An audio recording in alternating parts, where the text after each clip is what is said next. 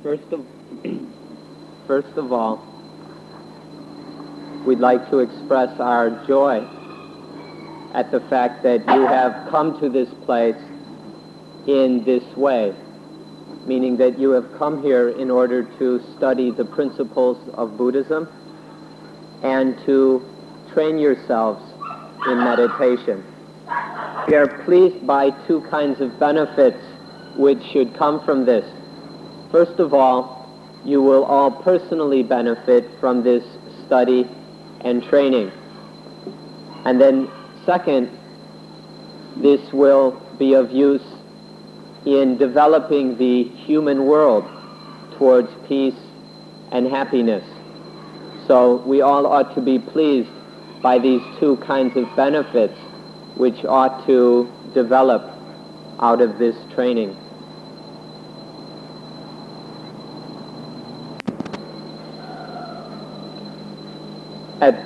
At this beginning stage, we ought to be careful to understand the following truth: that life has been given to us by nature, and that this life can be developed by itself in a satisfying way. If we understand this truth, then it will not be very difficult to make the most of our lives, to develop them correctly, and to be satisfied from doing so correctly. Most people, however, are not aware of this truth. The majority of people are not interested, and so they don't know what life is, and they don't know themselves. Instead of taking interest in developing themselves, they just let things happen according to circumstances and situations and what they call luck or fate or fortune. The kind of benefits which we can reasonably hope for are of two kinds. First, it's reasonable to wish for a life that is peaceful and happy. And second, for a kind of life that can be used for the highest benefit. These are the two kind of benefits that it is reasonable to hope for. You should understand that both of these benefits can happen together. There's no contradiction between the two. But unfortunately, a large number of people think that they're two completely separate matters. There are people who think that it's impossible to work and be happy at the same time. This is a very sad misunderstanding. If we understand the truth, however, it's easy to find how that in doing our work, in doing our duty, in doing things that are of benefit, we can also be very happy at exactly the same time. And so these two benefits from life can work together and help in support each other. This matter we're talking about doesn't really have to be associated with religion or with any specific religion. We can just say that it's something that happens naturally according to natural principles and the law of nature. If, however, any religion is going to be involved in this matter, that's okay, if that religion is able to aid us in being successful in realizing these natural benefits of life. However, it's just as easy to say that it all depends on natural laws, and then we don't have to make a big issue about this religion or that religion. There are two words that we ought to consider. In the Thai language, they're very, very close. Just one letter is different. The first one is method, or viti, and the second one is ceremony, or piti. Viti and piti, method and ceremony, are very different, but people tend to mix them up and confuse them. So we should be careful about this, because method is scientific and ceremony is superstitious. The way it usually is nowadays, what we're doing is pretty much just ceremonies. We're turning a lot of things into ceremonies because we tend to attach, we tend to cling to one religion or another. We make too much of a big thing. We take our religions too personally. But if we try to base our action on natural law, on natural principles, then it need not be a ceremony, and it can become scientific principles. When we're not clinging to this or to that, we can live according to scientific methods. If we look around, especially at the modern religions, at current state of religious affairs, we'll see that mostly what's happening is ceremonial. And it's very hard to find any real methods or natural scientific methods being studied and practiced. So please be careful to see the difference and be able to separate the ceremony from the method. And then let's spend our time here looking into scientific methods based on the law of nature. First, we'll study these so that we have a thorough understanding. And then, of course, we must practice that understanding. We must put our understanding into our actions in our daily lives. In Thai Buddhism, there's a whole lot more ceremony than there is method. What most of us are doing is just putting on ceremonies and carrying out rituals. It's very difficult to find any genuine use of methods. But the intention of Buddhism has never had anything to do with ceremonies. The goal of Buddhism has always been to practice methods that actually work. So let's be careful to stick to this original intention. There's no need for the ceremonies. Let's instead really practice the methods that are available to us. It's either strange or sad or pitiful that we intend to practice scientific methods but keep ending up doing ceremonies. We start off with an intention to use methods but end up in our rituals. Actually, though, in all religions, not just Buddhism, it's possible to do things in a methodological way or in a ceremonial way. And so in most religions it's pretty much just a bunch of ceremonies. Even in some religions it's nothing but ceremonies, although there's always the possibility to do things in a methodical way. So let's try to learn how to do things according to natural laws and use scientific methods. There's a very simple way to distinguish between whether we're doing ceremonies or methods. If we're doing something as a method, a scientific method, then we only hope to depend on ourselves. We look to ourselves as the one responsible, as the one who is to help us. We help ourselves. However, if we're turning it into ceremonies and rituals, then there's always a wish to depend on someone else or on external things. So it's very simple. Who are we depending on, ourselves or on something else? And in this way we can distinguish ceremonies from methods. or separate methods from the ceremonies. A difficulty in this matter is that we instinctually tend to depend on others, on external things. This is a basic instinct we have, to be dependent. And so it's much easier for us to accept ceremonial ways of doing things. We have an affinity for this already. So we need to be very careful to avoid just falling into the instinct, our habits, and just going along with these instincts.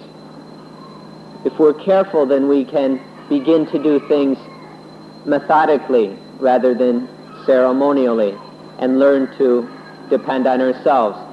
Otherwise, we just blow hot and cold, go up and down, or are all over the place, just following our instinctual urges and tendencies. We need to learn to regulate or to have some self-control over our awareness, over our feelings, in order that we can do things as method instead of ceremony.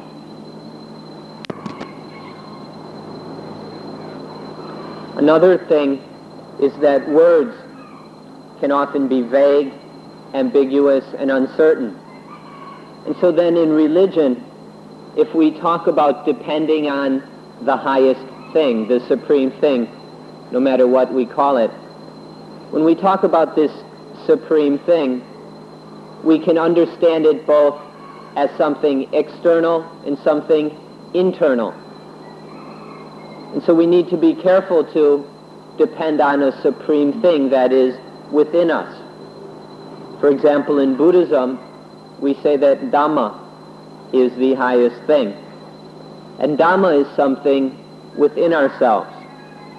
And so we must use this internal Dhamma that we can find within ourselves if our practice is going to be a method.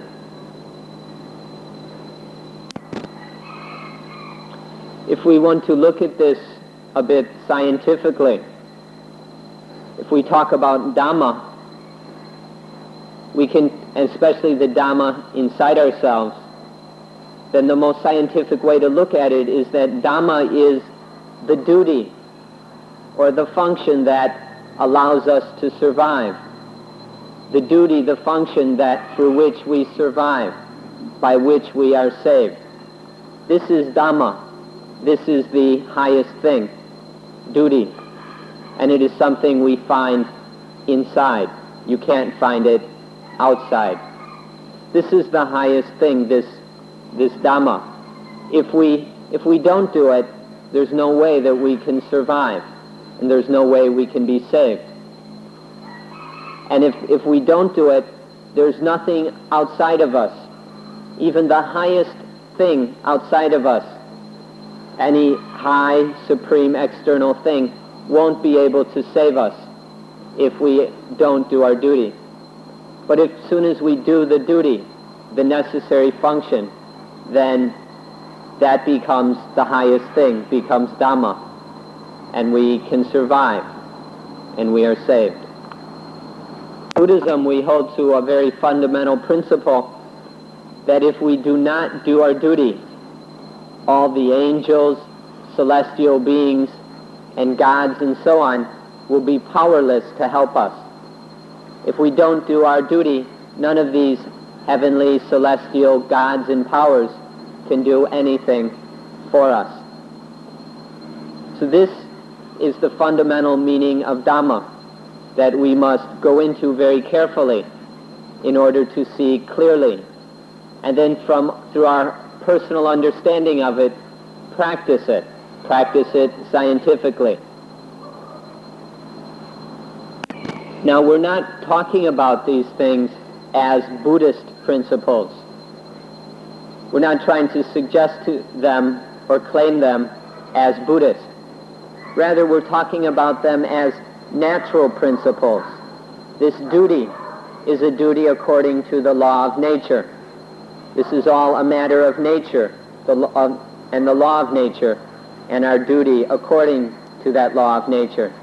We don't have to specify any certain religion. If we want to call it a religion, we could just call it the religion of nature, or natural religion. The religion of nature, the law of nature, and the duty that needs to be done in line with the law of nature. So it's all very natural. We don't have to talk about this religion or that religion. We just need to understand these natural principles and live accordingly. This whole matter is a matter of nature. And when we talk about, and Dhamma, this Dhamma we're talking about is all a natural matter. There are 4 basic meanings or aspects of the word Dhamma that we'd like to advise you about. The first meaning of Dhamma is nature. The second is the law of nature, the natural law. And then third is the duty to be done in line with the law of nature. And fourth is the benefit that comes from doing that duty correctly, according to natural law. These are 4 meanings, the 4 meanings of Dhamma, 4 natural meanings of Dhamma that we would like to go into in more detail. It's just a coincidence that the central teachings of Buddhism are also based on natural principles. That the main teachings of Buddhism are about nature, the law of nature, the duty to be done in line with natural law, and the benefits or the results of doing that duty. It's just a coincidence that Buddhism coincides with these natural principles, whether we talk about the 4 Noble Truths or dependent origination or any of the other central core teachings. It's a natural matter. And so we'd like to go into this further and discuss these various meanings of the word Dhamma, these various aspects of nature. Once we've talked about the general meaning of the meanings of the word Dhamma, to establish a basic understanding, then we need to talk about the basic Dhamma that we need to have, that we must have, in order to realize the purpose of our lives. And so when we talk in this aspect of Dhamma, we need to talk about 3 Dhammas which we must have. They are Sati, mindfulness, Panya, wisdom, intuitive wisdom and understanding, and Samadhi, a collected, concentrated, stable mind. These are three Dhammas we need to have. We need to have them not in a ceremonial way, but we need to have them in a methodical way. The Dhamma that is mindfulness, the Dhamma that is intuitive wisdom, the Dhamma that is concentration, all of these can be talked about on different levels and in great detail.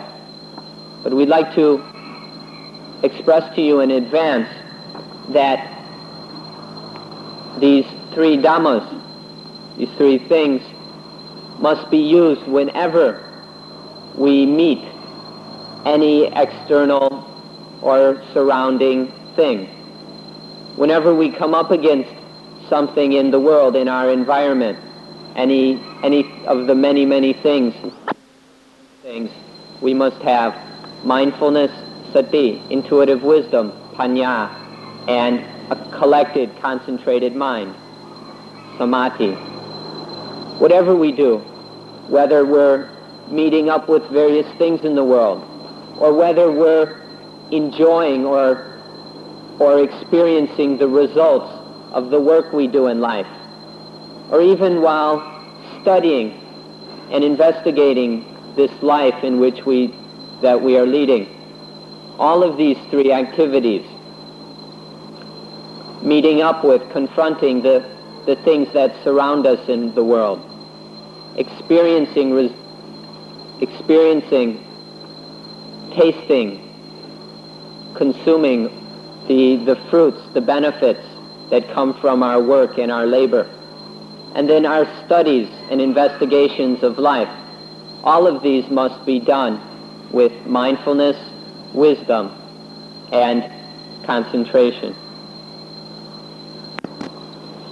If we lack these three dhammas, if these three things are missing, then whenever we meet up with anything from the world around us, then there will be problems, there will be confusion, there will be difficulties, there will be pain, and there will be suffering. If we lack mindfulness, wisdom, and a collected mind, then whatever we meet up with will lead to problems. And those problems, those difficulties, will cause us a great deal of harm. We won't know how to respond to them, and will behave incorrectly if we lack these three dhammas.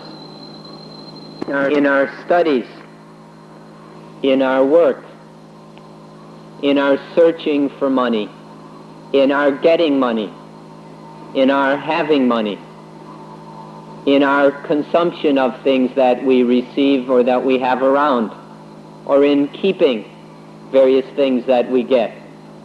All of these and everything else in our life can only be done successfully if we have these three dhammas of mindfulness, wisdom, and a collected mind. If we lack these three, then whatever it is will turn into a problem, will bring us pain and misery. Today we'll examine these three things carefully and go into as much detail as time will allow us. The first is called sati, or intai sati, which is translated usually mindfulness or awareness. This is something we all have naturally, but often there's not enough of it, or it's too slow.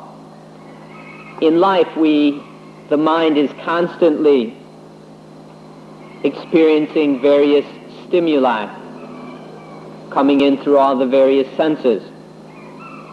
And usually mindfulness is too slow to be there at the time the mind makes contact, the time the mind experiences something. Sati is for the mind to recollect, to reflect, to come, to be right there at the point of experience, to be aware, to be fully aware there at the moment of experience. The mind to come back to that, to be right there. But so often our mindfulness is not well enough developed. It's too slow, it's too clumsy, it's too weak. And so we need to develop it, we need to train it. Our natural level of mindfulness is okay for getting through life, but it's not enough for ourselves to really live life as we should. And so we must train it, we must develop it in a proper way. Sati always operates with panya, intuitive wisdom. It's pointless to talk about one without the other. They always work together. Sati, mindfulness, is like the transport mechanism or the vehicle for wisdom. Whenever anything confronts the mind, sati, mindfulness, recollects wisdom. Sati is recollection. Sati recollects wisdom. It goes and gets wisdom and brings it right here, right at the moment of experiencing whatever it is. Sati brings wisdom, brings correct knowledge right there to deal with the specific thing occurring right at this moment. If sati is too slow, then wisdom doesn't come. So we must have sati and wisdom.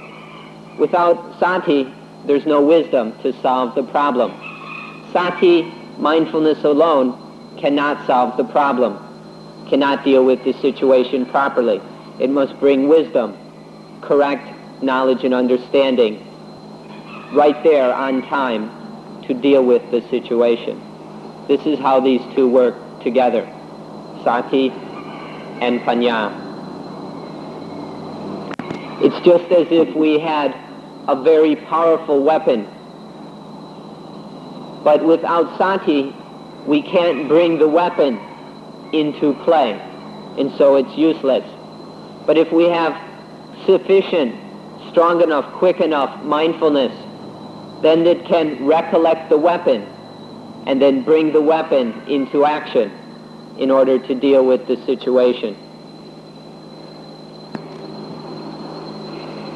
Sati, mindfulness, is an immediate awareness, an instantaneous awareness of this situation, of whatever is happening with the mind, for the mind, in the mind.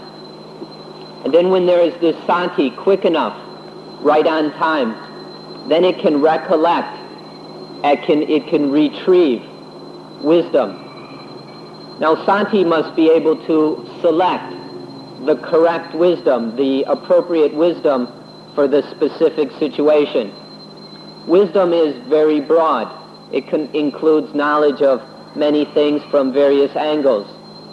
Sati must choose just the right wisdom to bring to the situation in order to deal specifically with what's taking place. So mindfulness must be instantaneous, immediate. It must be very quick. It must be able to recollect wisdom and choose the proper wisdom. Then that sati is correct. It must be fast. It must be correct, able to retrieve the correct wisdom needed for the situation. Then mindfulness and wisdom can work properly in order to deal successfully with whatever is happening. Mindfulness can also protect against and prevent problems. We've just talked about how mindfulness retrieves wisdom in order to solve or correct problems. But mindfulness can also prevent them. And of course it's better to prevent any difficulties than to have to solve them once they've occurred. If we know how to use mindfulness properly, if we've trained it enough, then it is able to come in and prevent the arising of any misunderstanding, any foolish responses, any blind reactions.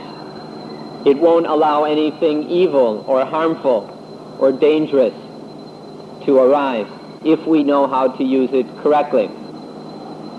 By practicing anapanasati, bhavana, the mental development through using mindfulness with breathing in and out, this will train mindfulness so that it is very fast and correct, so that we can use it to prevent all problems.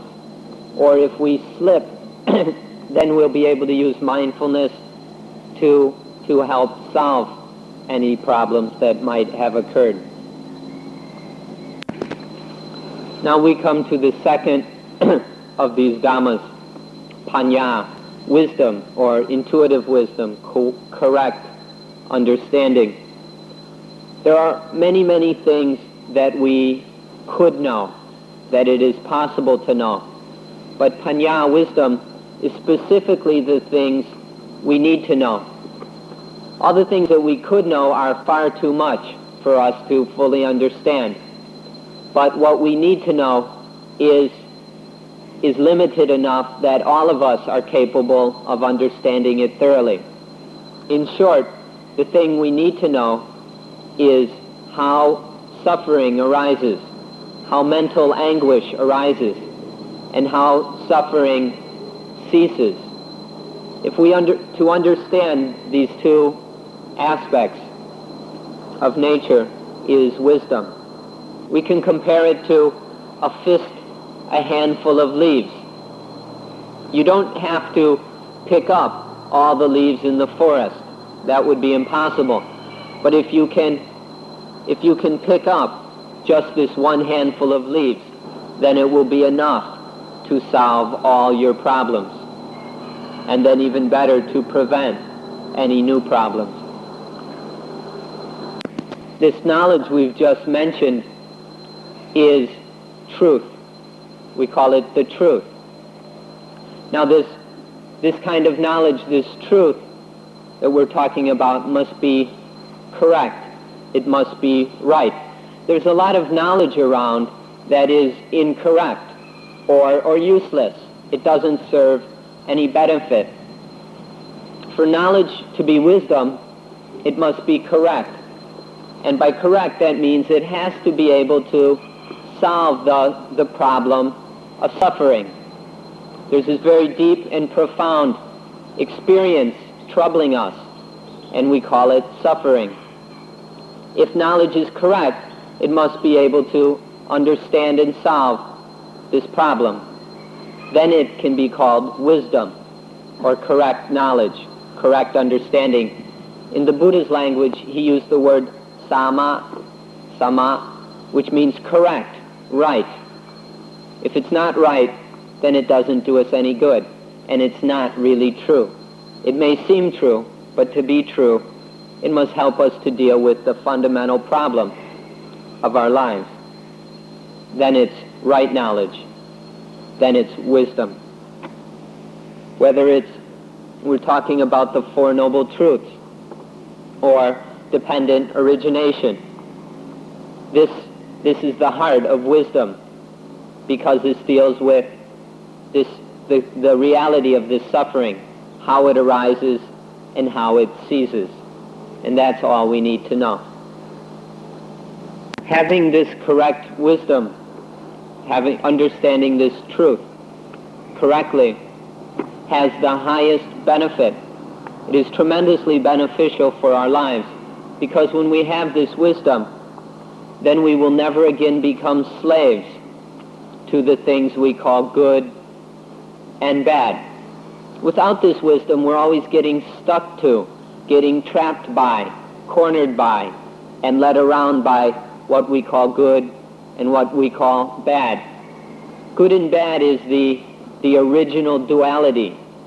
It's the basic duality from which all the other dualisms spring.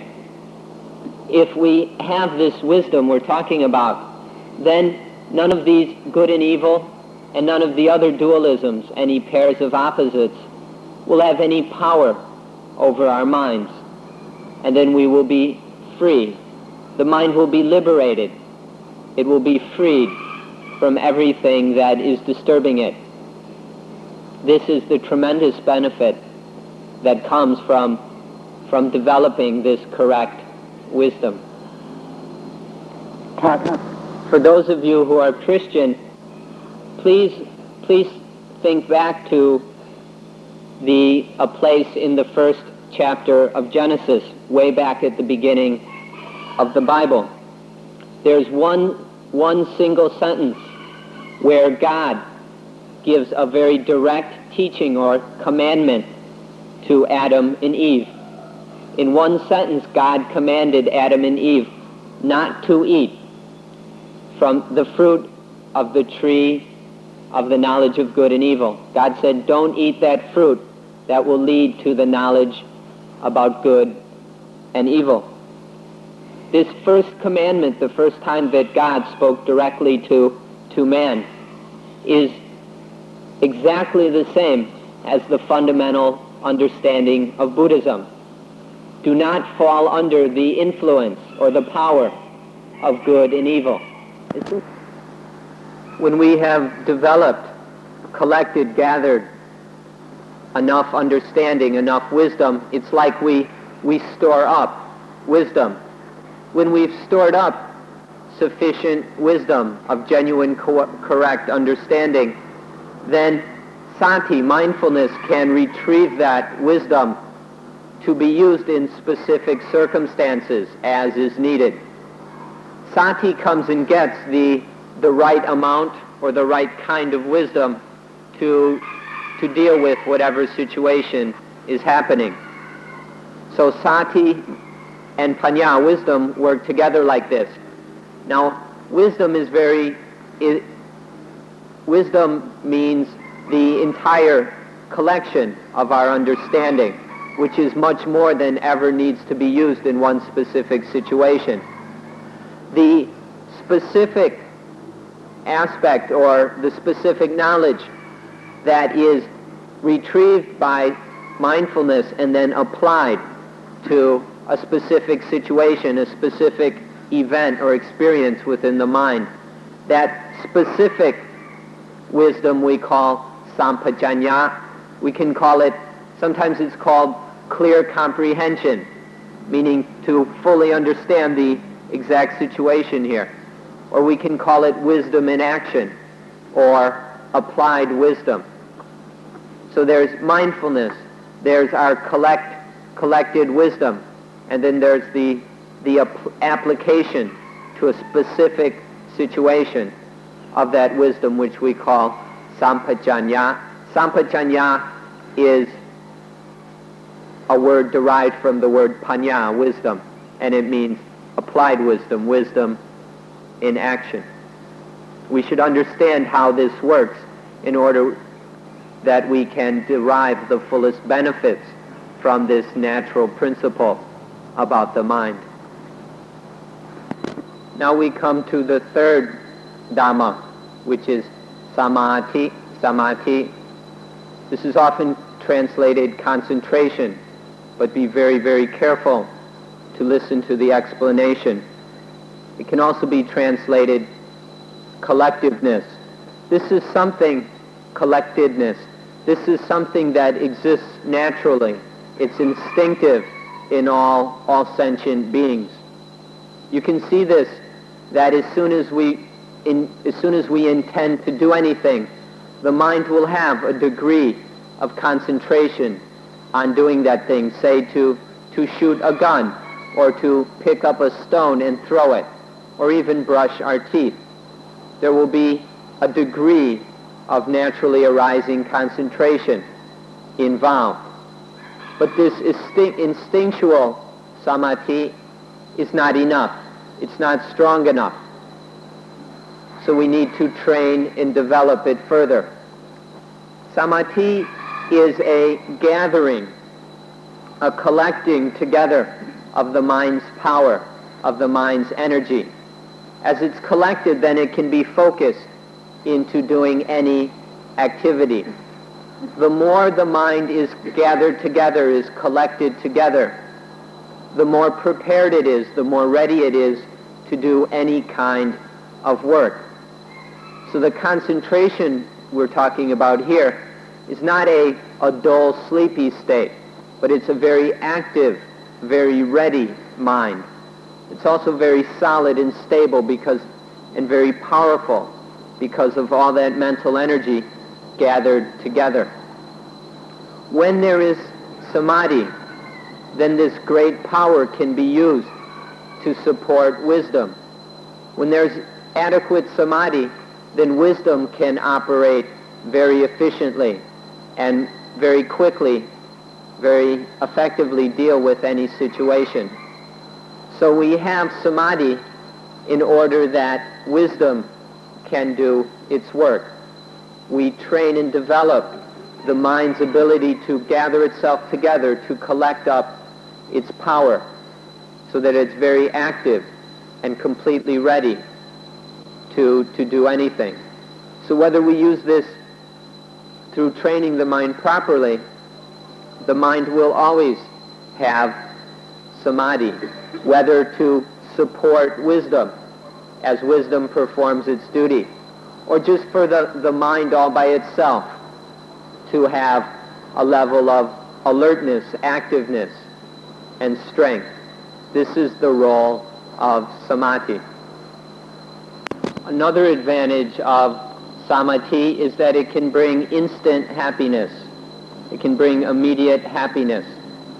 Whenever you're feeling unhappy, whenever you need some joy, then just bring the mind into a state of samadhi, and then there will be joy. Just by use samadhi to clear the mind of any harmful or foul moods or emotions or feelings. Just chase them away. Chase any bad or evil thoughts away. Any thoughts, any moods, any emotions that are causing us pain or suffering can be chased away by samadhi, and then there will be instant joy. This joy is another advantage of samadhi, and we can learn to do this whenever we need to. This joy, this happiness is very useful.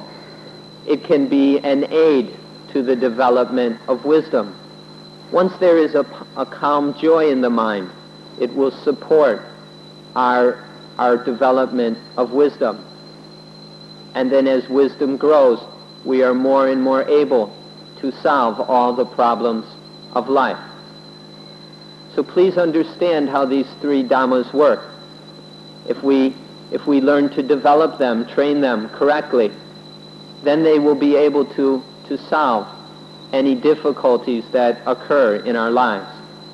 So sati, mindfulness, panya, wisdom, and samadhi, collectedness of mind. All three of these together can work together. They form a team. And if we allow them to work together as a team to the best of their ability, then our life will be free of all problems. So these three things are sati, panya, and samadhi, mindfulness, intuitive wisdom, and concentration. If you can develop all three of these until they are full, complete, and perfect, then your life will experience no pain and no problems. You can develop all three of these fully through practicing mindfulness with breathing in and breathing out. If you practice anapanasati, mindfulness with breathing, successfully and completely, then mindfulness, wisdom, and samadhi will be full, complete, and perfect. Through practicing mindfulness and breathing, let us insist or declare or assure you that through correctly and successfully and fully practicing mindfulness with breathing, you will then have all three of these dhammas to aid you in life, and they will be able to solve all problems. So we hope that you can come to understand how this works and then apply yourselves to it diligently. And we hope very much that you will be completely successful in this endeavor, that you will have all the mindfulness, wisdom, and concentration that you need to live a completely peaceful and useful life. We wish you the greatest success and request now that today's talk be finished.